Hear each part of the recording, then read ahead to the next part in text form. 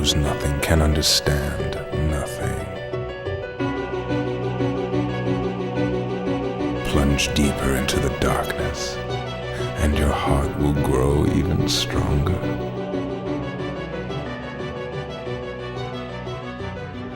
Good tidings, everybody, and welcome to Ansem Report podcast number 36. Dang. This is the 36th episode of the Ansem Report podcast. I am here, as always, with my brother Jason. Hello. And I'm Mike, and I'm wearing my Hot Topic hoodie, my Riku Hot Topic hoodie. That Looking fits, fresh. It fits me very good. My stomach does definitely not bulge out of it. You look just like Riku, actually. I honestly, when I put this on, I feel like Riku. I feel like I can smell the darkness. Yeah. I can smell it all over you. Darkness. Anyway, we got what's projected to be a little bit of a shorter episode this week. There's not a whole lot to talk about, and we just got back from a trip, a 10-hour drive from where we live to Tennessee. Yeah. To spend a couple days at a music festival where we saw acts like The Killers and the Foo Fighters. Yes. And other acts you probably never heard of. Yeah. Because we're cool music nerds. But so we're pretty tired. We spent all day yesterday driving, and so we didn't have a lot of time for podcast prep. So we're going to talk about a couple theories from the Discord. Okay. We're going to talk about the question of the week, which was, what's your favorite... Block in Minecraft? What's your favorite bloke in Minecraft? No, it's what's your favorite Kingdom Hearts 1 memory.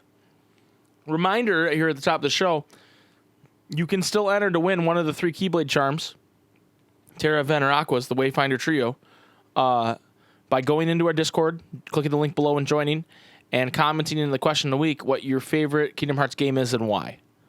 That's still till October 1st you can do that. Yes. So this is the... Is this the last podcast that will come out before that? Yeah. Yeah, because it will be October by next Friday. Also, we released a Q&A video that a lot of people like. There's a lot of talk about Jason's feet. You can check it out on our YouTube channel. And actually, I think I did just put it out, just the audio on the podcast feed, so you can get that if you'd like. I think I labeled Check it out. I labeled it episode 36 in point 2, but really it should be 35.2, so I might fix that because this is episode 36. And it has both parts in the audio version. The second part of the video one comes out tomorrow if you're listening to this podcast on Friday.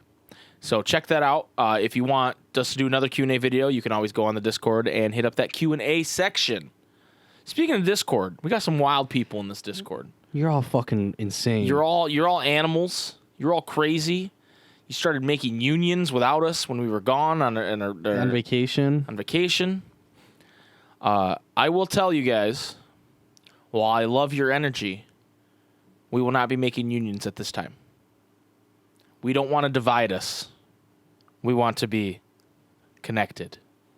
Yeah, the Master of Masters hasn't said that there's unions, so there's not unions. We're basically waiting for Addison to tell us there's unions, and he hasn't said so. So there'll be no until unions. further notice. I all appreciate, unions the people that are false. Said they were in my union, but my union has nothing to do with Jiminy Cricket, and so people that were spreading that misinformation, banned. You're banned. There will be no Jiminy Cricket in any of the unions, as far as I'm concerned. Well, the unions don't exist because the unions don't exist. There's no unions. We are not forming a union. Please don't go. No strike. unionizing. No unionizing. Okay. No. You guys are really funny. We it was good laughs. If you were on the Discord, you saw they went real wild. There were feet pics floating around, and there was lots of nominate gun emotes. Well, there's lots of like, oh, this union's this and this union's that, and it's like they were taking a lot of liberties with what they know about us. That's true too. It all stemmed from the Q&A because it was like, oh, I think they have a sister, or So if these are questions you want to know the actual answers to, throw them in the Q&A section, right? And we'll answer them. This ain't get to know the SpikeGhetti Bros. This is Kingdom Hearts. This is the Ansem Report podcast. But we're willing to do the Q&A too, right? If you guys throw those questions in there. We didn't mention this last week, but our Audible ad was done by Master Vodka, also known as Hallelujah. Yes. We didn't mention that, but she did a very good Aqua impression. She sent it to us all on her own, so that was really nice. We appreciated that. This week we have a Blue Kingdom Ansem report coming at you. Nice. But before we dive into any of that, I got a big old theory posted in our Discord. A fatty? It the only way I could describe it is thickums. Part of the problem is you guys post way too much in our Discord. Yeah, stop fucking interacting in our Right. Discord, Stop dude. interacting so much. This is my fucking Discord. Dinguses. Well, part of the problem is, and I don't like, I'm not here to rein people in. You know what I mean? That's Tara's job, and she's doing poorly. But, you guys are posting stuff in the wrong shit. That's true. A little know. bit. It's hard though, because it's like, It's like you having a conversation with someone. I get it. I'm not here to police you. well, it's also hard because it's like to go from one channel to the other. It's a little jarring. Yeah. I saw some people were in voice channels yesterday, Yeah. so that's cool. People are actually chatting. Yeah, they were demanding me to come into the channel. Me too, and I was busy. Yeah, I saw there was an at for me. Like there was the one, like the notification. Clicked on it and I was like, I'm fucking tired, man. Right, we had just driven for nights. Anyway, Marty of Karim. Shout outs to Marty What up, Marty? of Karim. Haven't heard from you in a while. Hope you're doing well. Yeah, well, Marty's got a lot to hear from now. Okay. And Marty says, been doing some digging into some preconceived notions. And it has the picture of Zigbar/Luju saying, yeah, but some time ago I had to cast my old form away. And then it says, been through plenty more semblances since, but it's still me underneath it all. Those are 2 lines he says in the secret movie. Okay. So Marty of Karim says, this resulted in many beliefs that Zigbar, sorry not calling him by his other name, you can't make me, has been possessing bodies like Xehanort did with Terra. Although firstly, that's an assumption based on wording, and secondly, such is extremely inefficient. Assuming that the Keyblade War was at least 100 to 300 years ago, lowballing it heavily, by the way, it means that Zigbar would need around 3 to 9 vessels. 3 if he didn't care about age, 9 if he did. Now, this doesn't change the notion that he did such, but 2 factors dramatically decrease the probability of him actually having done such. Firstly, when I say 3 to 9 vessels, I'm meaning 3 to 9 Keyblade wielders. Such is due to how Xehanort specifically tried to possess Terra, due to how he was a Keyblade wielder and because he had a less aged body. Your darkness shall be the arc that sustains me. It's a quote. Thus, likely meaning that in order to possess someone, it's very likely that they must have enough darkness for the perpetrator to control the body. If the perpetrator is unable to, they seem to lose control of the Keyblade. If Xehanort wanted, he could have just invaded the heart of a villain with so much darkness in their heart that they were the perfect vessel, and bingo, new vessel. But he didn't. Instead, he aimed for a Keyblade wielder, which seems to be more of a requirement than Xehanort going, oh, why not? What could go wrong? Because he is far mentally and heartily, oh, I see what they did there, heartily stronger than the vessels he could use that have darkness of Terra's level. Chances are he didn't use Vanitas because he lacked part of his heart and was weaker due to it. But here comes the main reason why I believe a possession of a body is something that is a requirement for what Zigbar has done. With this new power, I uncovered a corridor of darkness that connects the realm of nothingness to the outside world. While it's still difficult to come and go as I please, my banishment is now a thing of the past. To deceive Xehanort and my apprentices, I used my power to change form before returning to the realm of light. Anyone with powers of darkness can change their appearance to find whatever they find suiting. The quote was from an Ansem report, where it was Ansem the Wise speaking, I believe. Marty goes on here. The concept of Zigbar going everywhere possessing people like it's nobody's business is a bit too much of a presumption in my opinion. It's going and siding with a method far more difficult and a nuisance over one practical only because the former method is more known about. Here's another quote. Spanning the ages and body after body, life after life, my task has been to keep vigil over the eye. As it passes from hand to hand, it has been a long time. If you really want to believe that he's possessing people, go for it. But I have one simple question. How is he possessing bodies when he lacks a Keyblade? Dun, dun, dun. Well, what do you mean? That's what he says. How is he lacking a Keyblade? Well, he didn't have no name. Right, yeah, but like if Braig isn't a Keyblade wielder. Right, but Luju is. Right. He passed that down. Like earlier in the theory, I didn't want to like say anything because I thought maybe like it was gonna like be answered, but if he's not possessing Keyblade wielders, Braig's not a fucking Keyblade wielder.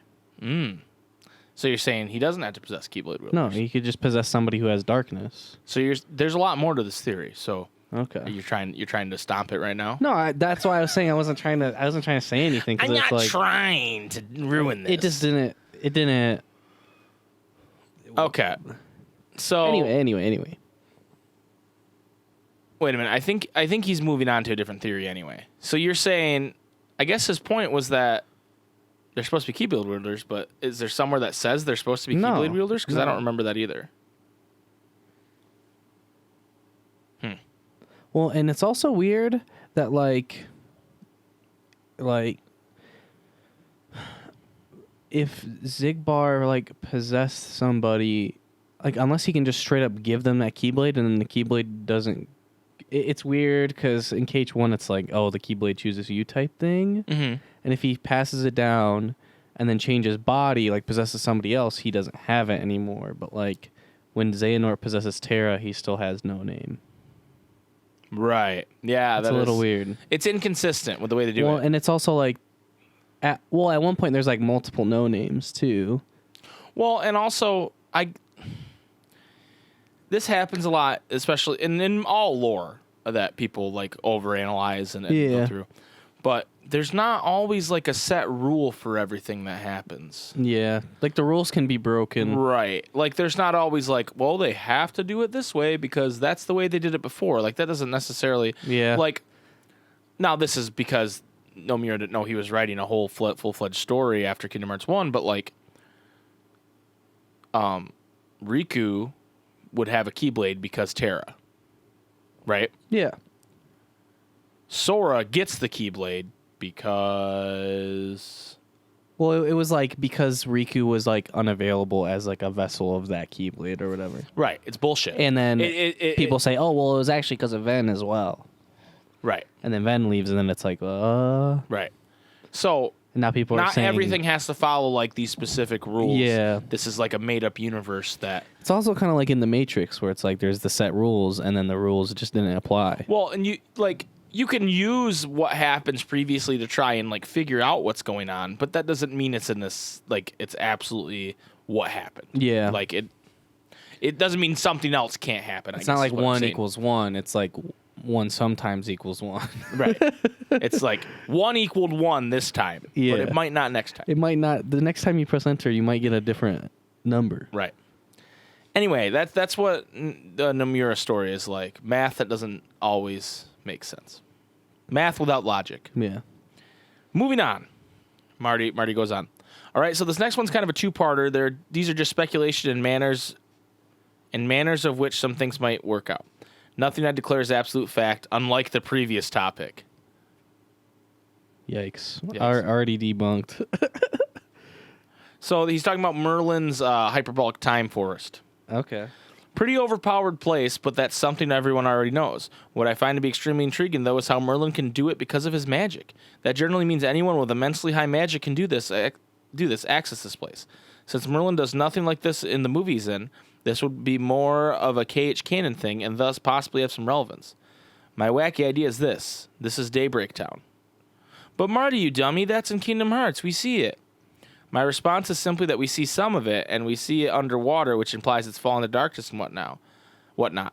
After all, the Keyblade War summons Kingdom Hearts, and no point in summoning something that you're inside of. That's impossible. I believe that they're in the exact same place, but then you ask, where is the town then? Where are the remnants? So he showed the picture of Ira, the unicorn man, standing on the hill overlooking the Daybreak Town Tower. Mm-hmm. And then Lee and Kyrie sitting on the rock looking at the sunset, and he's saying they're the same place. Okay. So, Secret Ansem Report 5 of Kingdom Hearts 2 says, in this realm where all existence has been disintegrated, I have just barely managed to preserve my sense of self by continuing to think and to write. It is a place where even time has lost all meaning. Eternity is as but a moment here. I must make haste. Certainly their plans are already underway. The Heartless must be the key to unraveling this mystery. I think everything just got overgrown, and I think those with immensely powerful magic or other means are able to access this place, including the Master of Masters.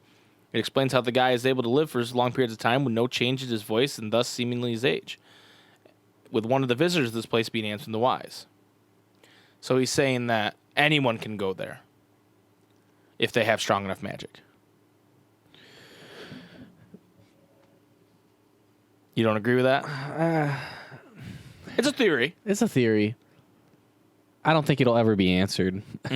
Yeah, you think it's just I think it's just like something Nomura doesn't find important, so he's not going to talk about it. Well, and it's also just like they're in this place where they can train, and it's kind of right. like, It's just for plot. It's just like a projection. It's like in thing. Dragon Ball Z, they don't explain why the hyperbolic time chamber exists or why no one uses it for something better than, hey, we're going to train a lot.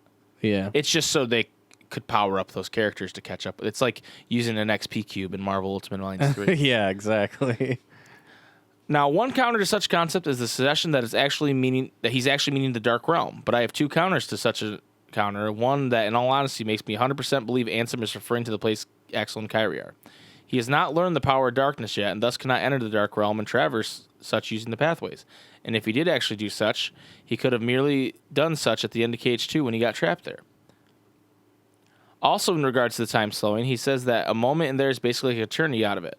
Although such is likely an exaggeration, but if you don't believe it and take it at face value, it matches the place Merlin sent Kyrie and Axel to. I don't know if I believe that. Because Aqua spent a ton of time in the Realm of Darkness, and that's why She hasn't aged. she didn't age, and it takes a long time for a moment to pass there. Yeah, Now, and it's also like it could seem like a different amount of time, because time is relative. right. Well, and it's also like when you play 0.8 or whatever, like the fragmentary passage or whatever, Birth by Sleep. 0.2. 0.2. 2.8. 2.8. 0.2. Yeah. If you have them together, it's When you 3. play it, Aqua, it's like from when she enters the Dark Realm. From to- the extra ending of Birth by Sleep. Yeah, so it's from the extra Once ending you of beat Birth by Sleep. Terranort. Right after, yeah. Right after she beats Terranort. And then by the end of the game, it's the end of KH1. Right. That's a long time. Right. So it's... Right. It's all relative. Yeah. Time's all relative. Well, and I'm pretty sure they say, like, time is different in the Dark Realm. Like, Right. somebody says it. Probably Mickey. Time's different in the Dark Realm. Yeah. Ha. Maybe I can leave Aqua here a long time and nobody will notice. Ha. Now, there is one thing I will concede, Marty continues. If those are bones at the beach, he shows a picture of the Dark Realm where it looks like there's some bones, which looks like they probably are. It does fit the description of a world that died by being disintegrated, which, if that's the case, hey, some nice info about the Realm of Darkness, I guess. But would Heartless count as existing? Odd topic, although after pondering it more, I honestly side with the belief that the Realm of Darkness was where Ansem was, and him being trapped in BBS is a plot hole. I think he's referring to, like, Ansem in that report. Right. Is referring to the Dark Realm. I don't think he's referring to the place I don't where either. they trained. Well, because it's also like he's talking about the Heartless. And that's like assuming that the Heartless are in that place too. And it's like, okay, well then is it like... I always thought he was going with it was a sleeping world. Because it's like, oh, it's fallen into darkness. Right. They did like a sleeping hole or whatever. But it's said that it's like because of Merlin's magic. So who knows? Right. Right. And it's like, I don't know. I think we're looking too much into that. I mean, his I don't point... think that place really matters. Right. His point is that it's a really beautifully rendered scene. Why do that just to... The scene is designed to remind you of sitting on the clock tower looking at the sunset in red. Yeah. Because when Axel sees Kyrie and sees Shion when he looks at Kyrie, like it's designed to evoke Well, and it's also that. the first time that you see them as well. Right. It's the first time you see them in Kingdom Hearts 3, and I think it's designed to evoke that feeling of, without putting them at the clock tower, like it's a plot thing for them to do while Sora dicks around in Disney worlds. It's a thing done in lots of cinematic stuff. Like, for example, in like Guardians of the Galaxy, when they talk about Thanos, like the area around them is like purple. Like there's like a purple like shade to it because it's supposed to like evoke that. And there's a lot of different like other things in cinema have done similar things when Right. it's like Different filters. And yeah, stuff like that. yeah. So Marty goes on. As for the realm where Kyrie and Axel trained, being the place where Daybreak Town was or used to be, I still believe it. Far too pretty to just serve a single scene. It wasn't CGI, at least most of it. Look at Axel crying if you want to see it's not CGI. LOL. What are you saying again? He says, look at Axel crying if you want to see if it's CGI or not. LOL. No. But like, say that. He's saying it's too pretty to be a single scene and it's not CGI. Like it's not a pre-rendered clip, is what he's saying. So you're saying it's probably like it was designed to go there. I don't know about that. Also matches Daybreak Town's terrain far too much, and it would make sense how there's so young Keyblade masters, some being Ven's age. But anyway, if you dare to read my crazed debates within my mind, feel free to. I don't believe anything is fact. Everything is a theory besides the Zigbar thing. Anyone who reads this. Can we go over the Zigbar thing one more time, just very briefly? So what he's saying is that Zigbar changed his appearance using darkness. He didn't use different vessels, is what he's saying. Well, we don't even know what he looks like originally. Right. So how can we say that as fact? I don't know. He's saying it's fact. I don't think it's fact, dude. Yeah, I don't think so either. Love you. Appreciate you. You're fucking wrong. He also put a gif, anyone who reads all this. I guess you think you can just psych me out by saying really random stuff. Sora. Classic Sora. No, but I enjoyed this. You know, He's not done. theory crafting. He's not done. He goes on for a long time. Well, actually, not that much longer. I think we can keep rolling. Is there any other... Okay, so he goes on about what he calls the Eternity Realm. Also, with regards to the theory of Daybreak Town and Eternity Realm being the same place, curiously, in the Eternity Realm, the sun is setting, and in Daybreak Town, the sun is rising, making them opposites. Honestly, I just like the concept of the first Keyblade War and the second being like 11 hours apart in Realm. They share flowers. That's a thing. I'm not going to say it's good evidence, but hey, it's a small piece of evidence. They do have the same flowers. Yeah. And they're very similar. Like I think it's more likely that Merlin based this area he made off Daybreak Town than that it's the same thing. Well, or it's like, oh, this is where like the Keyblade wielders of old used to train. Right. So he based it off of that. Yeah. Like it's like in another DBZ reference, but this is an oldie. The fucking I can't remember what it's called. The what are they called? Like the metronomes or whatever. The like metronome room or some shit. Yeah. It's before the hyperbolic chime chamber. Oh, yeah. They send the Z fighters in to fight the Saiyans, and they basically just get like destroyed because it's like Planet Vegeta, but like forever ago. Right. I remember that. But it's in ruins. I remember that now. Yeah. Like the place doesn't exist anymore, but there's still like a projection of it. If you die in the game, you die in real life. You die in real life if you die in the game. All right, so we have a Strawberry Mango has another kind of an idea, I guess, is the best way to put it. You wanted it discussed on the podcast. He or she, Strawberry Mango, I'm not sure. And this is... It says, anyway, I thought of this when watching the episode with the spin-off game ideas, like talking about our spin-off game episode. Kyrie runs off on her own to figure out why Sora disappeared after saving her, starts to believe more and more that it's her fault, and it starts to warp her into a desperate, ruthless fighter.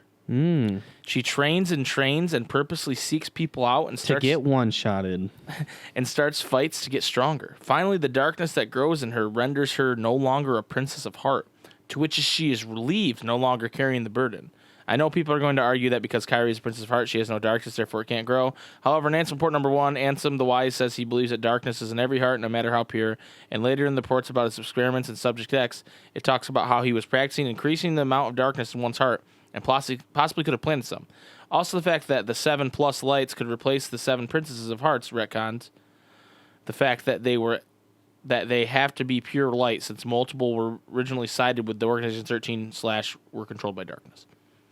Anyways, she eventually turns on everyone else, thinking she has to fight them to be the strongest so they won't get hurt by her incapacity to save them, becoming the thing she feared would hurt them.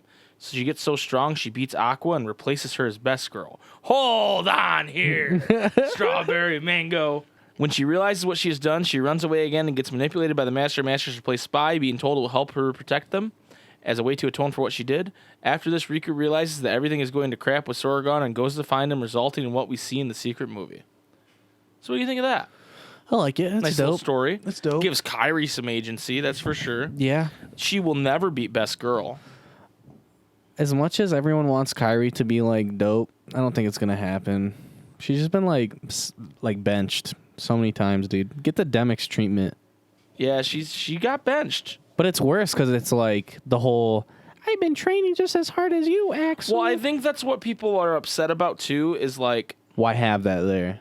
well, and like a lot of the press for the game was like quotes of her saying, now it's my turn to protect you, Sora. That's true, actually. You know what I mean? Yeah, yeah. So like they We got fucking presented it. baited. I think that's why a lot of people were really upset, is because they presented it like it was going to be different. Yeah. I think if they didn't take that route, people would be somewhat upset, but I don't think it would be as bad as it is. Yeah. Because most Kingdom Hearts fans are like, they fucked Kairi. You know what I mean? Like there's very few people that disagree with that. Yeah. You know? I don't know. I like Kairi. She's the least favorite of Kairis for me, of the three Kairis. I like Shion and Namine better. But that's because they haven't really given Kairi anything to do, and Not for a while. it's I just don't understand why we did the whole Lee and Kairi get Keyblades thing if they weren't going to do anything with it. Like it almost this is going to be a bad example because I stopped watching this show because I was frustrated with it, and I'm not nearly as frustrated with it as I am in Kingdom Hearts. But it's like an Arrow when everybody was a superhero suddenly. This person's Diggle's a superhero. That's true. And Laurel's a superhero now because her Yeah. sister died, and Yeah, that's true. That's true. Also, Speedy's boyfriend's a superhero, and now Speedy's a superhero. Yeah. Which is funny because she's the voice of Aqua. Yeah. You know, but yeah, that's when I stopped watching that show. Now, this isn't as bad to me. I still feel like it's cool that Axel has a Keyblade, especially if it's like he turns him into chakras thing. Like, he doesn't really like sacrifice what he does.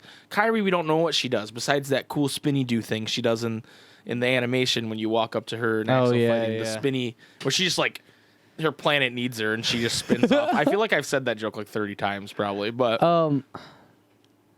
Okay. Listen to this. okay, let me have it. There's the whole theory that because of the hair, that Zigbar has lots of similarities to like a Chirithy, right? To the Nightmare Chirithy, Yeah. specifically. Yes. Also, like Luju, we don't ever see him like. In order to have the whole like body like shape, it's not necessarily needed, right? Right. Because that's what happens in KH1. There's like the body, yeah, it looks all weird and everything, but it's not necessarily needed, right? But if like with the darkness, if they can change themselves, like what their appearances are, you could just say that, like what it could have been is like, okay, the whole time he's like a Chirithy, right? And that in the box there's just more Chirithys like in bottles, right? And he's kind of just, once that Chirithy body is old or whatever, he switches and then he can just transform himself into like human like. Right. Yeah, definitely. That's definitely a possibility. And he's the Nightmare Chirithy. I mean, when I saw that tweet of like matching the hair, you know what I mean? Like Well, and also like the similarities in how they talk, like the text and everything. Yeah, like of the Chirithys, like in game. Right. Unicross. What's the thing they both say? It's like they don't say as if, because that would be too easy. That's to too on suss the out. nose, yeah. But they say like, shit. What is it? It's not like bub, but it's something like that. It's like pal or like yeah, kiddo or kiddo. something. It's kiddo. It's kiddo. Yeah. All right. Moving on. We have an email from Iron Sean. Okay. Shout out to Iron Sean. Says, so I was watching the last cutscene in KH3, and I noticed that the clouds drastically changed direction while Sora and Kairi are on screen. It looks kind of crazy for it to be a mistake. Have you seen this, and what do you think it could mean? Love the Kingdom Hearts content. Thank you very much. Thank you, Iron Sean. The clouds changed direction drastically. Right. So what he's saying, and I think I've seen this. They're going left and then they start going right? Because then it's like ultra mindfuck. Because it's like, oh, you think he's deteriorating, but they just put the scene in reverse. So he's really materializing. He's not dead. He was, but now he's back. So that scene is actually way later. So now that Jason's crying because we watched the ending again. We don't need to debunk everything. We don't on this need. channel. I know we're debunking right now. We're a couple debunkers right But now. we're fucking big brain, okay? We are big brains. Everybody that I'm okay. Not everybody that Insert watches. the Markiplier meme. Okay, it's big brain time. Yeah. So the camera is moving. Those clouds aren't moving at all. Yeah, if you rewatch it, look at where they are at in comparison to Sora sun. and Kairi as well. Right. They're lined up with The them, clouds like, the aren't whole moving time. at all. It's the camera is panning one way. The first part where you're seeing it, and it fooled me too. I thought the clouds were moving during that part, and then the second time, the camera's panning and it puts the sun right in the middle of them, right before he fades away. That's the camera panning the other way. So the camera pans two different directions. It goes left, and it looks like the clouds are moving. And then it closes up of them, and then it pans right to put the sun in between them. Yeah. And that's just the camera moving. So the clouds are not moving different directions, unfortunately. They're not moving at all. I will say that would have been fucking dope, though. that would have been a dope find. Yeah. So thank you for emailing us on it. Also, keep looking for things like that. Also, yes, keep looking for things like that. And also, there's something there we haven't figured out what that scene's about yet. Yeah. We there's some weirdness with that, and we're gonna get to the bottom of it. And we as people, I mean me and you are gonna get to the bottom of it, and with the help of people from our community or Discord like that. Keep looking for hints and clues. Yes. We're gonna keep looking too. We're gonna figure out what the fuck happened there. Why is Sora gone? We don't want him gone. Where the fuck is the boy with the key? We need the boy with the key with his big duck and dog friend. His all right, giant ass feet and his big old feet. You know I like the big feet. Yep, I know you like big feet. So finally, before we take a break, Jason, I'm going to be just, walking down the street one day, and I'm going to just get freaking ganked. I'm going to get freaking pulled right into an alley by someone in that big-ass Organization 13 cloak, and I'm like, just take my money. Don't kill me. They'll be like, no, I know what you want. And they're going to take their feet out, and they're going to put them all over me, thinking that that's what I want. But that's not what I want. What the fuck? All right. Anyway, I had Travis Bonahan, who is at Shaggy_Pac-Man on Twitter. Okay. He's retweeted our podcast a couple times and recommended it to people, and so we really appreciate that. Shout outs, dude. And he also streams. Ooh. He's been streaming some Kingdom Hearts and Final Fantasy stuff lately, so check him out if you got some time and you wanna Shaggy Pac-Man. Travis Bonahan, Shaggy_Pac-Man. I don't know what his Twitch is, but he tweets it a lot. So check him on Twitter. Check him out on Twitter. But he says, hey, love your podcast. I'm on episode 31, and I wanted to share my favorite Kingdom Hearts memory. One of my favorite memories, getting KH2 as an 8th grade graduation gift from my best friend who got me into the franchise, and calling him and just talking for hours on end. He and I are still great friends, and I have Kingdom Hearts to thank for being a part of that. And I would play it every summer until my PS2 crapped out. Oh. I would always call and hang out when a new game came out too, and just spend weekends playing through them. I've also made many more friends thanks to the franchise / having Sora as a power friendship role model. So shout out to Travis. He's a cool dude. He's spreading the gospel of the Ansem Report podcast. Spreading the love. Bringing us more vessels. All you need is love and vessels. All you need is love and vessels. Sometimes in the same time, sometimes different times.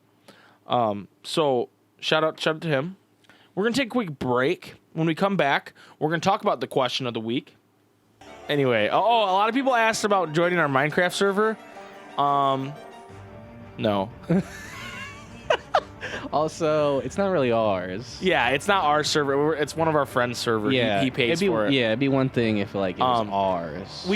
I'd be interested in possibly setting up a Minecraft server down the road with you guys, but we got to figure out the best way of doing that. Yeah. And maybe we just we build could- Kingdom Hearts stuff. Yeah, maybe we could like stream the first time we all get on. Oh yeah, we could do some streaming with it. We Yeah. should stream and memeing. Yeah. Streaming and memeing. That's what we do. Yeah. So yeah. Anyway, we'll be right back, folks. Yeah, we'll be right back.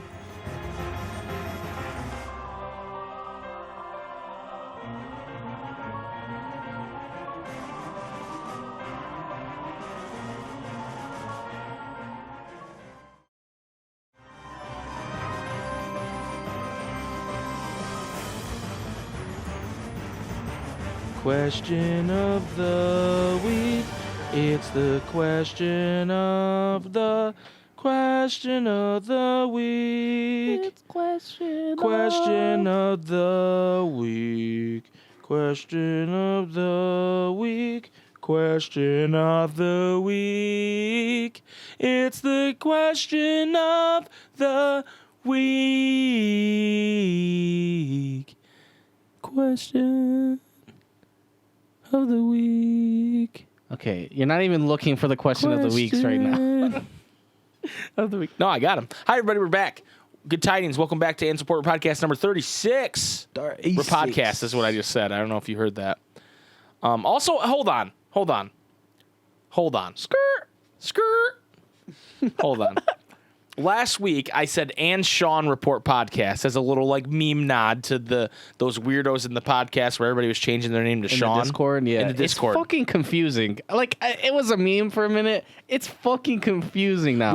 I get there was multiple Seans. We If literally that's your have name, 4 people named Sean. Like, not Cool. that aren't like. but it's fucking confusing. I have to be like, wait, who is this? Who is that? Right. To the point where I'm like, it's like I don't know who I'm talking to right now. Right. It is a little confusing. However, I referenced and Sean Report Podcast, and then in the Discord, all I saw was, oh, it was Jason that referenced and Sean, right? Let's join Jason's union. Jason's the cool one with the feet. You know what?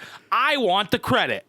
I said and Sean Report Podcast. It was my bit. I wrote it. I told Jason what to say. It was a bit. He also did it twice. I also did it twice because we fucked up the start of the podcast last week. All right? It was my bit. Give me credit.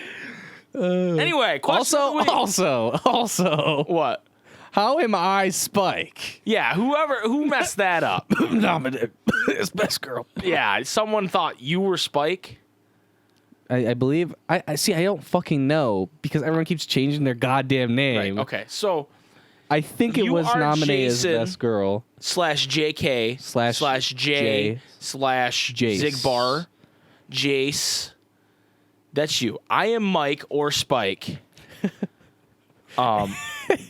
Together. I can already see a meme being made of the like. Don't give him ideas. I can already see the meme where it's like the secret movie.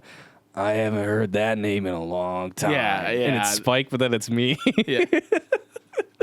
God damn it. They're going to do that now. We are both the SpikeGhetti bros, and maybe that's where it was confusing. Yeah. Because I don't know if anybody's ever seen like the shitty Super Mario Brothers movie, but in that movie, they're named Mario, and Luigi Mario.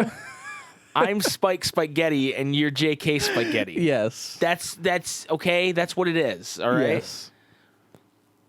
If someone asks me in the Q&A, I will tell you why that's our name. But I'm not going to answer it right here. You got to save the premium content for the premium stuff. You know what I'm saying? That's OG lore. That's OG lore. We can't just drop lore without being Yeah, asked yeah. in a Q&A video, okay? Anyway, question of the week. The question of the week this week was, what's your favorite Kingdom Hearts 1 memory? Because last week was Kingdom Hearts 1's birthday. Happy late birthday, Kingdom Hearts 1. Not Final Mix, just a regular. Yeah. So, Jason, why don't you think of your memory? And I'm going to read... I think I already have mine. Before we get to that, actually... I already have mine. Before we get to that, Master Vodka, also known as Hallelujah, said, don't read mine on air. So I'm going to read it on air. And it was the question of the week from last week. Also, remember, to enter the contest, you can answer the question of the week from 2 weeks ago on there. Silly of you to think you could control our podcast. Yeah. Nice try. All right, so Master Vodka says, you don't need to read mine on air because it's super long and I'm not entering the contest. Kingdom Hearts 2 Final Mix. Yes, I'll be that guy. Goofy fucking dies. End of argument. Now, for real, Kingdom Hearts 2 came out relatively fast after the first game and even faster after COM. The game introduced us to new characters right off the bat. Roxas knew nothing about what was going on, and for anyone who hadn't played the first game, neither did you. So it took its time explaining it to you until you had enough information to play as Sora. The game gives Sora several driving forces that Kingdom Hearts 3 lacked. In Kingdom Hearts 2, Sora is looking for Riku, trying to stop Organization 13, figure out who Roxas is, save Kairi, and return home. All of this while defeating Heartless and protecting worlds. This gives a lot of urgency to the game, which always keeps you coming back, even when you're stuck on a boss fight. And oh, the boss fights. The Battle of Hollow Bastion is definitely a mid-story climax, which lends a lot of credence to how well the game is paced. You visit each world twice each time with different objective, giving depth to the connections Sora has with each character. The ending boss fight after boss fight, and they are all so different. Each fight leaves you wanting more, and you get it. After the last boss fight, you see Sora helping Riku to carry on as the two of them reconcile on the beach of the Dark Margin. Sora's story could have a bittersweet ending. He completed all his objectives, save for going home. He accepts that is content with having achieved most, but not all. Of course, they end up back home with help from Kairi, and the story has a full, complete, happy ending. Even the post-credit cut scene gives us a cliffhanger, which we were left with for so long. It was perfectly vague for us to speculate. And even if we never got another game, people could be happy knowing that the three of them were off on another adventure. This game has the best setup and pacing of any of the others. The emotional beats land, and the game has a lot of content that keeps you entertained. But fuck those little heartless cars that beat you up. Fuck those. Yeah. We hate the heartless cars too, Master Vodka. We hate them. But then I learned about the boy, Zach Braff. Yeah, our boy Chicken Little helps with those. That's a pro tip. Pro tip. Chicken Little throws gumballs at those motherfuckers Fucks and they're them up. done. Or is it baseballs? It might be a baseball. He does baseballs. He does Yeah, right? they're baseballs. Yeah, I was thinking gumballs, but they were baseballs. He goes, yeah. Shout out to Chicken Little. And then he does have like the marbles or gumballs or like firecracker, whatever the fuck is going on there. Oh yeah, he throws like little balls on the ground, but that's not what he does to stop the cars. It's the baseballs that stop the cars. Yeah, that's right. Anyway, moving on to this question of the week. Our first answer is from Ghost Type. Shout out to Ghost Type. There are so many great Kingdom Hearts 1 moments. Getting your ass beat by Riku on Destiny Islands. Jason knows all about that. Destiny Islands actually being playable. You're stupid, Sora at Riku in Neverland. When Riku says there can only be one Keyblade wielder, that aged well. Getting to play as Heartless Sora. Kairi having an actual personality. And on a more serious note, the I'll come back to you and I know you will scene, that entire ending sequence with Kairi and Destiny Island still gives me chills. That is 100% a right answer. I agree with that. I'm going to Nomura that comment. Threw Nomura on there. Can I do mine? Yeah, go ahead. Let's hear your favorite Kingdom Mine Hearts 1 memory. Is getting really far in the game and then being like, I don't want to finish the game yet. I'm liking it too much. And then going back to the other worlds, right? Mm-hmm. But going back to Merlin and then just summoning a bunch of shit. Like I'm like a kid. Right. I'm probably you 8 or 9 years old. That dining room furniture. I fucking summon Mushu and shit, and I just go crazy. Love it. Sir Bamalot says, I like to bam. That's what he says. My favorite KH1 moment would simply be the first time I played it. I played it when they were all remastered onto the PS4. I originally had only watched Blue Kingdom play, so it was nice to finally be able to play it myself, and I was pretty chuffed when I completed it. Bonus worst memory, racing Riku. If it weren't for Blue Kingdom doing that part for me, I'd never bloody left Destiny Island. Also not entering the contest for obvious reasons. The prizes were literally in my living room a little while back. LOL. Thank you, Sir Bamalot, for the Thank you. The answer. The box says, the books. All the visits to Traverse Town and discovering all its secrets as the game progresses and Sora gets new abilities. I may have said that I don't replay KH games for the gameplay, and by that I meant the combat system. But I surely played KH1 multiple times because of how lovely the original worlds are. Traverse Town in general is a gem of game design when it comes to hub worlds, in my opinion, and its thematical relevance is amazing. It was Sora's first step away from his island, but it was also the first step of the adventure for the player. Exploring it while that godly tune plays in the background is one of the fondest memories I have of the first game. S tier. S+, dude. When I was a kid, I enjoyed it so much that I used to say I was from Traverse Town when playing pretend in my backyard. Oh, that's wholesome. That is wholesome. Many hub worlds have come and gone in the Cage series, but Traverse Town really remained close to my heart. Also a little bit sad. Only Daybreak Town and Lindblom from Final Fantasy IX come close to the same level of feeling welcomed and at home in a video game world to me. It's a little sad. Why is it sad? It's like Traverse Town is like, the people like who've lost their homes, and if that's where you're from, that's just is anybody really from Traverse Town? It's just kind of a little sad. It's like, oh, It's a little sad. there's like a read between the lines, the lions. Read Between the Lions? Yeah, that's the name of my band. Read Between the Lines. Skittles for Hannah says, probably when Leon beat the crap out of Sora because he wouldn't share his new toy. Okay, yeah. It's a good answer. I will take the Keyblade from you. Gunbladed. Yeah, dude. He just like fucking... That might be one of the forces his best way. moments too. Is like going into the different cups and then being like, "What the fuck? I have to fight Cloud. What Yeah. the fuck? I have to fight Leon and Yuffie. Yeah. What the fuck? That was pretty cool. Sephiroth! Yeah. That was pretty cool, especially like because like there was no reason for them to render Yuffie as like a fightable character, right? Yeah. But they did just for that, so Yeah. that was really cool. The Ice Titan. What the? Then the Ice Titan. That is a cool. I was actually when I said my moment, I was gonna mention the Ice Titan because like you click it and it's question mark, question mark, question mark, question mark, question mark. Yeah. And then this motherfucking hand comes up. Then you're Yeah. like, what the fuck? I'm fighting the Ice Titan. And then now he's not you get blown away. right. He's not as fun to fight Yeah. as he is like a cool spectacle, But Yeah. none of the Titans are really that fun to fight, so I don't blame him. Yeah. Well, yeah. Like it's hard. Right. But yeah, I really enjoyed that moment. It might not be my favorite Kingdom Hearts moment, but it's definitely one I was It's going to up there. mention. It's up there. Meteor Phoenix says the Hollow Bastion intro still sticks with me. Wait. Is it meteor? Like that's more meat or meteor? Meteor, Okay. like a rock coming from the sky. I needed to be A sure. meteor phoenix. It's a meteor bird. The Hollow Bastion intro still sticks with me. You get into this I'm world not and fat. I'm meteor.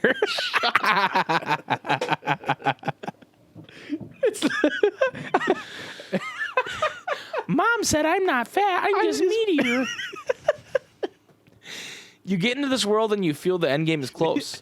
You've already lost Kyrie, but in short order, you also lose your best friend, your party, your weapons, and your will to fight. And your girlfriend. You're just pathetically kneeling on the ground, but then Beast, after getting destroyed by Riku, just gets up and walks. He doesn't care that he obviously can't win or doesn't know where he is. He's there to get Belle back. Sora sees that, grabs his crappy wooden sword, and follows him to the castle. That's true, dude. Beast is like a The role model. catalyst. Beast is a role model, dude. Yeah. Shout out to Beast for never giving up, dude. Yeah. His pure will. Beast is about that life. Beast's pure will allowed him to get to Belle and Might travel say the world. His pure strength. Oh my God. You're right. Moreover, at this point in the series, he is the only known example of non-gummy, non-darkness travel. I think Riku remarks on that. His world was destroyed, and the guy teleports the woman he loves out of sheer willpower and belief. Bar none, my favorite Kingdom Hearts 1 moment. That's true, dude. Beast is canonically the strongest thing. Canonically, Beast's will is just undefeatable. Undefeated. Master Vodka says, simple and clean opening, absolutely iconic. And then she Yeah. included a webcomic where it has a man standing next to, I think it's a Penny Arcade one. I could be wrong. Maybe it's not. It's not. But it's a man standing next to a man as a Spotify man. Okay, yeah. And it says, all right, I'm almost finished with the week's Discover playlist. I think I'm really nailing down this sophisticated 80s-inspired synth vibe you got going, but it's missing one final touch. Something you haven't thought about in years, but really cuts to the core of who you are in the most embarrassing way possible. And then the person says, is it Simple and Clean by Utada Hikaru? And the Spotify says, it is indeed Simple and Clean by Utada Hikaru. So that's a funny webcomic. I like that. Just One Cracked Tired Phone Boy says, Oh. I think Another Side, Another Story, and Another Side, Another Story Deep Dive is one of my KH moments, especially with Deep Dive. I can only imagine what was going on theory-wise back in 2000, 2004. The camera angles, sound effects, and stuff is all great, but the cherry on top was the song Another Side, Another Story. And one thing I remember fondly was trying to read the sentences that went so fast, and it would annoy the hell out of me. I also really loved the scenes where Caillou would show up to cheer Sora up, like the Hollow Bastion scene. So, Another Side, Another Story, Deep Dive is the one that came with Final Mix, I believe. Another Side, Another Story is just the regular one. But both of them were just like... I mean, I loved playing through Kingdom Hearts 1. I really love Kingdom Hearts 1. But that's what hooked me in. Yeah. Was like seeing like, they're like, who's the blonde-haired kid? What is it? Wait, what's it? And you couldn't go on YouTube back then and go, I'm just going to watch this ending. Yeah. So you'd have to play through and beat Ansem Secret Darkness Ship Boy. Yeah. And watch it and just be like, okay, I'm going to, this time, I remember Addison and I did that a couple times. Like, all right, we're going to watch and see what, you watch what this one says. I'll watch what this one says. Like stuff like that. And it's just like, that's like so much nostalgia for me. Yeah. And that cutscene is badass as fuck, dude. Yeah. Like when Roxas jumps in the air and does like the spinny thing, and then him and Riku going up each other on the tower, and like the Neo Heartless and the Kingdom Hearts rain. Like that part is so iconic that it's literally in the Xemnas data fight. Right. They're like, hey, we got to put this in. Right. We got to. Oh, it's not just in the data fight. It's in the first Xemnas fight at the World Never Was too. Oh yeah, I forgot that fight's there. Well, because it's you do Roxas. Yeah, you fight him after Roxas. Yeah. Yep. In the Final Mix. Yeah. You fight Roxas in Final Mix. Man, dude, we got a lot of questions this week. I thought this was going to be a short episode, but I think we're trending along, and that's okay. That's all right. We're on pace. Sean 2.0, Jason's Union, says, my favorite Kingdom Hearts memory is exploring Destiny Islands. I first played KH when I was like 6 years old, so I was very bad at it. I don't think I even made it past Agrabah until I revisited the game years later. Because of this, I replayed the opening sequence on Destiny Islands over and over. To this day, Destiny Islands feels like home to me. I never touched Final Fantasy. This is my first introduction to Selphie, Tidus, and Waka. Because of that, I'd spent so much time imagining what their lives were like outside of what we saw. I spent countless hours running around the island trying to figure out how I could get into this main island that was mentioned. I was stupid. To this day, even just hearing the music makes me feel like I'm home. That's true, man. Destiny Island, like... Looking back, I remember when Kingdom Hearts 2 came out, there was a lot of like, oh, the tutorial's so long and stupid, right? Mm-hmm. Destiny Island tutorial is just as dumb, but because Destiny Island is so good, it doesn't matter. Yeah. Destiny Island, like Traverse Town is fine and all, but it's not Destiny Island. Yeah. You know, the music, and you're like, oh, we're doing fun stuff. We're kids having fun, you know. The other one's like, go to work. Look for this picture. You know what I mean? Like it's just like it's just as dumb, but it feels better. You know what I mean? Like the overall feel of it is better. Mixed says, when Sora becomes a Heartless, I wasn't expecting this. It was just so cool to me to run around as a Heartless. Plus, it represented Sora's willingness to sacrifice himself for his friends. This is a moment to me that represents Sora as a character. Yeah. Very good. Also, just how them feet go like real wild when he runs. Yeah. As a Heartless is like feet beat on the feet. Deputy Dougie Fresh, which Dougie Fresh, we didn't mention this. He won the first contest. He made a very wholesome, amazing unboxing video with him and his daughter where they opened up the Dream Rod and the copy of Kingdom Hearts 3. Yes, it filled my heart. They said they were going to pay it forward by giving the copy of Kingdom Hearts 3 to somebody who didn't have it yet, which is awesome, and that the Dream Rod had a good home with them, and that makes me very excited. Yes. And I'm sure Blue Kingdom is just as excited about it. And so thank you, Dougie, for making that video. Yeah. We were in the car driving home from the festival that night, and Tara saw it first and pulled it up, and we watched it, and it brought a little tear to my eye. Yeah, it was great. It was great. Tear. I'm glad you guys won. Yeah, fuck everybody else, right? Just kidding. He says, I think one of my favorite moments was during my first playthrough of the game. I was so fascinated by Square's ability to fuse Disney into their story, and the more I played this story, the more I felt like it was missing a major Disney element. By the end of the game, I kept asking myself, where's Mickey? I was so confused, but kept my fingers crossed he would pull through in the end. The final cutscenes start to play out, and as you start closing the door to darkness, wouldn't you know, King Mickey comes busting on screen on screen to save the day. No shirt, by the way. Later, I find out Disney only allowed Square to use him one time in the game, and boy, did they nail it in the head. There is so much to love about KH1, especially because it introduced everyone to the story and the characters we love so much. But I really enjoyed how creative they were with the one opportunity they got with the biggest character in the world of Disney. Bonus on that scene, shirtless Mickey having to be explained in later games. Well done, Square. Dougie Fresh knows what's up. Yeah. Because that's one of my favorite moments, too, is you're going to close the door. Like, it's the thing, you won, but did you win? You know, you beat Ansem, Yeah. but did you win? Because Riku's not there and Mickey's not there, and you're going to shut the door. Come on, we got to shut the door. And then there's Riku. Come on, Sora. And then there's Mickey, and he's like, we got to close the door. Ha, ha, ha. We gotta close this door for good. Yeah. Come on, Sora. And he uses his fucking Keyblade, and you're like, Mickey Mouse is a Keyblade? And he doesn't have a shirt on? And then they close He's the in door. the realm of darkness. He's in the realm of darkness?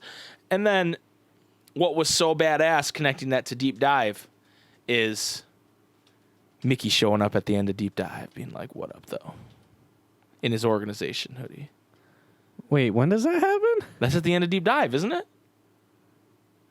No, wait. Is that no, that's at the end of Deep Dive. Yeah, because he's in the Kingdom Hearts 2 secret movie.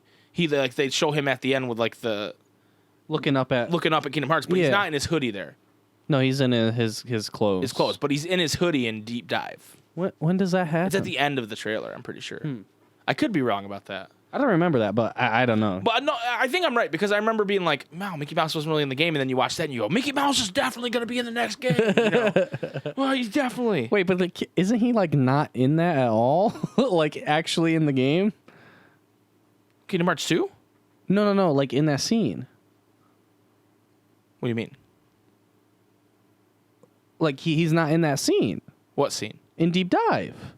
No, it's like when it's showing like all the like quotes on the screen and it's flashing to a bunch of different scenes. Then it shows him in like his cloak. Oh, okay. I'm pretty sure. I thought you meant like he's like there. No, he's not there with Roxas and Riku. It shows a bunch because it shows like the Dark Margin Beach at one point, and it shows hooded Xemnas talking, and it shows a bunch of different things. Oh, okay. It's I don't not remember. I just haven't that seen it scene. in a while. Dude, maybe we'll watch it after this because it's fucking dope. So, Sean Farmer, also known as Sean's with an X on our Discord, Yes. says, my favorite KH memory was getting to Hollow Bastion the first time and just taking it all in. This was where the Kingdom Hearts lore really amped up and didn't slow down until the end appeared in the bottom left of our screen playing Dearly Beloved Reprised. This is also my second favorite world in the series, with Traverse Town being the first. And then he says, also, I want to share a thought I had about Xigbar in KH3. The sound that plays when he falls is similar to the drop sound in DDD that you guys mentioned in the theory, where Riku drowning and Xigbar getting cut off from his lines are compared. If this is the sound, then Xigbar dream dropped out of there, explaining why he didn't die. Doesn't dream dropping require a Keyblade, and if so, was it his or did he get help? I'm going to share this on the Discord as well in the theory section, and he did. So, Oh yeah, because that happens when he like falls off and dies. right. I don't remember that sound being there. I'll have to look into it. But if it is there, that's like a big oversight on the Sleeping Realms theory for not talking about it. Yeah, that's true. I mean, has it been updated? I haven't looked at it in a Substantially? while. We That- should look at it and see if there's anything new. Yeah, maybe throw it in for a little segment. Well, hey, you're running the show next week, so Oh, that's true. You- I totally forgot. if you wanna do that, feel free to throw it in. Okay. Yeah, that's interesting. I'd like to go back and watch that cutscene and see how similar those noises are. Because and as for dropping, do you need a Keyblade to drop? Is that I think that's the idea. did you like Yen Sid say that? Yeah, I think so. In order to drop into a sleeping world, you need a Keyblade. Or you just do 3 lines of Coke or some speedballs and just get fucked. Or you just really like your girl a lot. Yes. Anyway, yeah, that's the question of the week this week. Jason, what's our question of the week next week? All right, so our question of the week next week, even though it's not the anniversary of Kingdom Hearts 2, we're going in We'll go order. down the list. What's your favorite Kingdom Hearts 2 memory, guys? Kingdom Hearts Let us 2. know in the question of the week. Remember, you have to answer 2 weeks ago's question of the week, what's your favorite Kingdom Hearts game and why?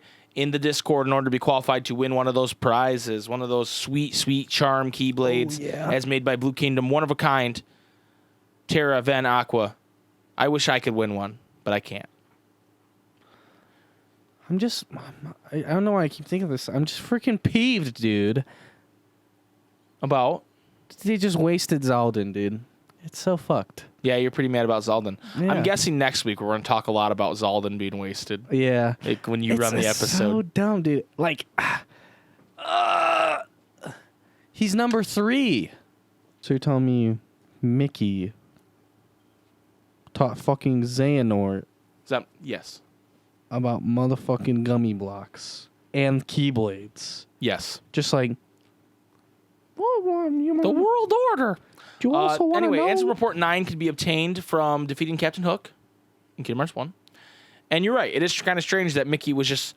I mean, he doesn't say it was Mickey Mouse. Okay. He said he's a king. He's a king, and he came in on a gummy ship. But you're telling me, like... Also, that doesn't fact check with the lore either. Because he shoots around with the little star wayfinder thing. You're right. Hold on here. See, the Ansem Reports are bullshit, dude. This is bullshit. The KH1 ones, they might as well all be redacted. Not going to lie. Well, then it doesn't even say Mickey had a Keyblade. It says he told a story about a Keyblade. It's like, oh, it's a different king. Oh, that wasn't me. That was King King Dicky. That wasn't me. I definitely didn't break the New World Order. The New World Order. Me, Mickey Mouse. No, I'm not. I'm the King Mickey. I didn't teach the arch nemesis of your whole game what all this shit is. And I definitely didn't ring a bell to him, even though he knew of this shit already. He just lost his memory. Because he's controlled by Xehanort. Wait, who's Xehanort? I don't know anything. Bye, Terra. Hi, Terra. I organized all Yeah, this shit. that also doesn't track either. No. Because it's fucking Terra. Well, I thought it was Terra, but he had white hair, so... Yeah, because he recognizes him in BBS. So is this written... Okay, hold on. I'm putting out the bat signal. I need Mel from the Secret Reports to help me with this. Yeah. Because... This doesn't check. This doesn't track. So, because she told us that these are written by Ansem Secret Darkness, a.k.a. Yes. Having taken the name of Ansem. Having taken the name of Ansem. But Mickey... in the Kingdom Hearts 3, he's like, I thought I recognized that as Terra. Like, he says something like that. So, is Mickey Mouse just a big liar? Has Nomura just, like, because of the retconning, made Mickey Mouse just look like an absolute douchebag? Yeah. Like... Yeah, like, because... what he made it so he didn't have a shirt, and then he had to explain why he didn't have a shirt, and then he... Oh, this is making my brain hurt, Mickey Mouse. Mickey Mouse, why are you making my brain hurt, bro? I don't like it. No. I don't like it. Anyway, Mel from the Secret Reports, if you're listening, please explain this to me. Help me out here.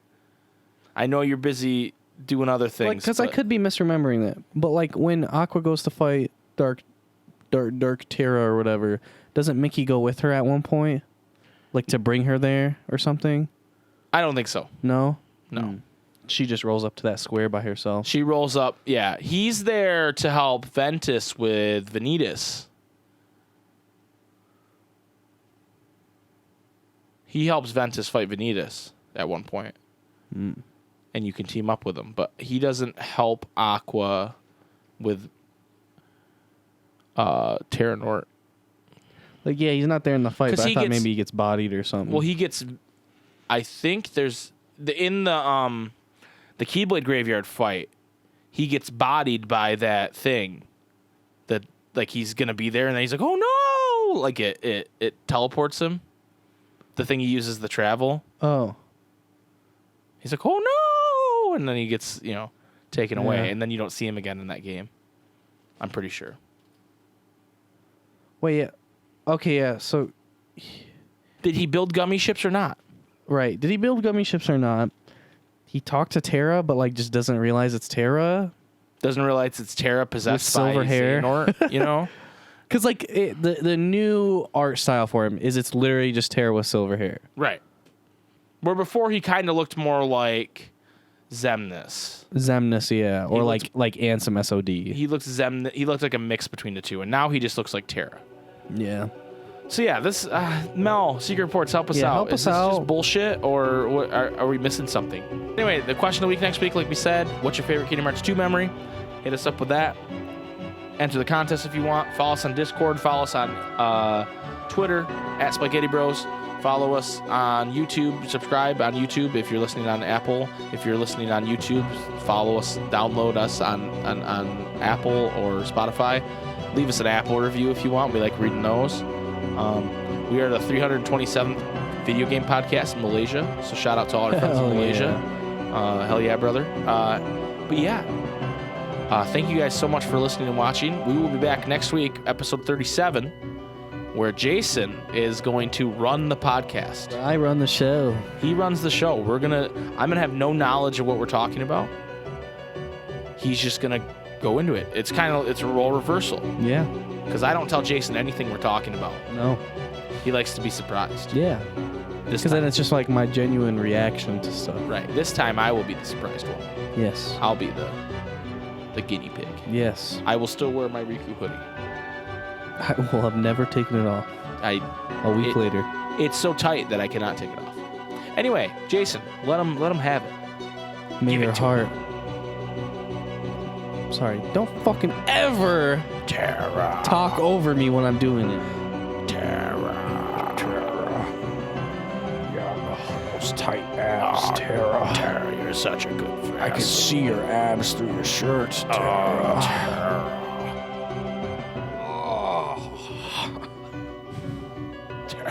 Terra. They pay like these prestigious actors to fucking go Terra. Anyway, hit him with it.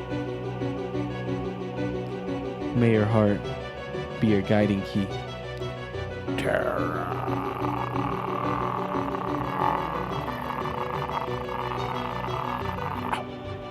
Terra.